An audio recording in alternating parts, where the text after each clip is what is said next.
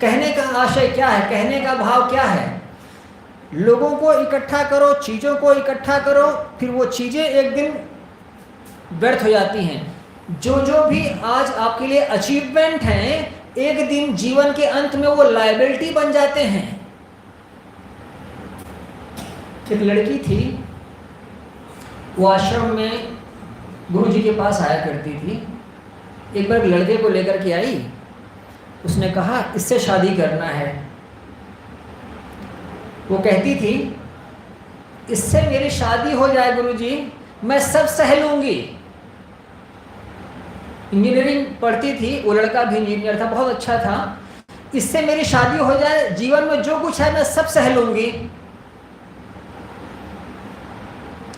उनकी शादी हो गई, वो अच्छे से रहने लगे। फिल्म तो यहीं पे ख़त्म हो जाती है, द एंड। कई साल बाद उसका फ़ोन आया, मेरे बेटा है साहब जी, आप थोड़ा सा वीडियो कॉल करके देख लें। मैंने कहा इतने साल बाद ये फ़ोन कर रही है, अचानक वीडियो कॉल करके क्या देख लूँ? उसका मन किया, देखा। वो बच्चा प्री मैच्योर पैदा हुआ था, 6-7 महीने में पैदा हो गया था, तो पूरी तरीके से डेवलप नहीं था, मेंटली भी नहीं था और फिजिकली भी नहीं था। सुन नहीं सकता था और बोल नहीं सकता था। और 1.5-2 वर्ष का हो चुका था तब तक वो। मैं सोचूं, मैंने उससे कहा तुम कहती थी गुरुजी से, गुरुजी मेरी शादी हो जाए मैं सब सह लूंगी। तो कहती है मुझे लगता है यही सहने के लिए मैंने कहा था।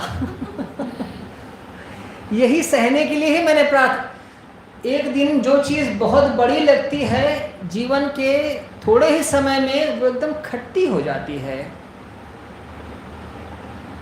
सारा व्यवहार जिसमें इतना रस लगता है, जब वो एक दिन रसहीन हो जाता है, तब कहीं मन परमार्थ और धर्म की तरफ मुड़ता है। नहीं तो हम तो बड़े, क्या कहूँ, ओछे लोग हैं। भगवान जी को घंटी हिला दिया, उनका चंदन अपने माथे लगा दिया, कुछ पूजा कर दी और विदा कर दिया। हम तो दुकान चलाते हैं। जब जीवन में कोई तगड़ा दुख आता है ना, तब थोड़ा सा मन व्यवहार से हट करके परमार्थ में लगता है। जिसे भी अपने जीवन को बेहतर बनाना हो, अच्छा जीना हो, वो शुरू से ही परमार्थ को अपने साथ रखे। साहब ने कैसे कहा है, दुख में सुमिरन सब करें, सुख में करे न कोई। जो सुख में सुमिरन करे, तो दुख काहे को होए।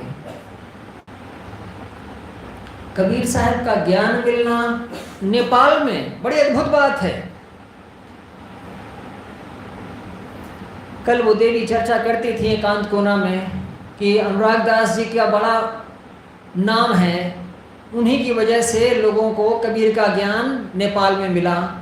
शांति माता को यहाँ से समझ हुई, वो 2 लोगों को लेकर के बुरहानपुर गईं और एक उसमें रामस्वरूप साहब बने, एक श्री संत शरण साहब बने। एक शाखा विशाल देव के पास गई, बाराबंकी श्री आज्ञा साहब जी की, और एक ऐसा सम्मिलन बुरहानपुर का और बाराबंकी का सम्मिलन केंद्र काठमांडू बना। और इस तरीके से एक फूल खिला।